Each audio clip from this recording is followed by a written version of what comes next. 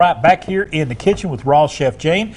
Introduced you new book, and we're going to introduce this as a brand new dish for you as well. Yes, just created for today. Yes. Now, you saw what I did. You saw that I had my little mini food processor with, I had 2 tablespoons of raw peanuts in there, about a half a teaspoon of namashoyu, half a teaspoon of extra virgin olive oil, and the juice of half a lemon. And we kind of mixed that up a little bit. I didn't want to break it down too much, okay? I wanted it to still have little pieces in there. So what I did was I put that on, mixed it with my broccoli. Then I took a little bit of orange bell pepper. You could use red bell pepper, it would be pretty as well, and cut it up very finely.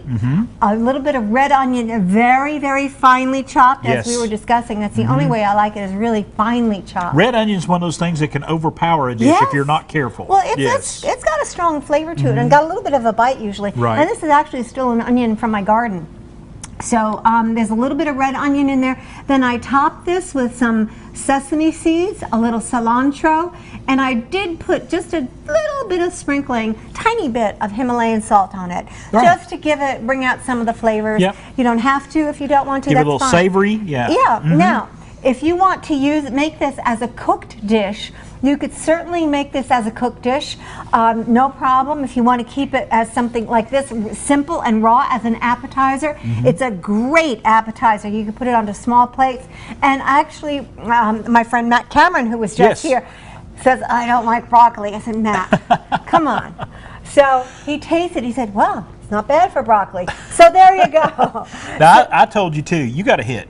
You gave me a little dish, you. give me a little bite of this. You've got a hit with this one. I have to write down the recipe now, don't I?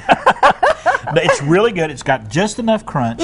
Got that savory, got a little sweet. It's got layers of flavor in it. I like it. And that's really what I wanted to achieve, were layers of flavor, and not to make it saucy so that the flavors got lost in a sauce. I wanted you to take a bite and you taste ginger, and you taste a little garlic, you taste the sesame seed, you taste some cilantro, you taste a little bit of the namashoyu, you taste every little aspect of it and every little component of it. And that to me is really exciting. Right, because I think the success of any dish is being able to marry flavors together to where they complement each other. Absolutely. And that's exactly what you've done here. You've got different flavors. You got the pepper, you got the sesame seeds. They all bring everything to the plate, but it all comes together really well. Now, to add another component to this, if you wanted, take an apple and chop it really finely and put it in there, or maybe a pear and chop it really finely. That'll give you a different component yet to all of it, and give you like a little something sweet, which the people are going to go like, whoa.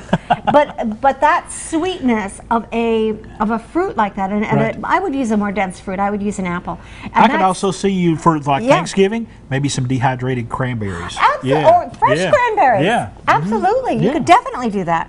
Definitely. I mean, you can add, I call it like the kitchen sink broccoli, because you can put anything you want in That should be the name of this, kitchen sink broccoli. Well, then that's the name of it now, kitchen sink broccoli. And I also want to remind everyone about her new book. I mean, look at this. This is beautiful. Jane's Daily Thoughts right there.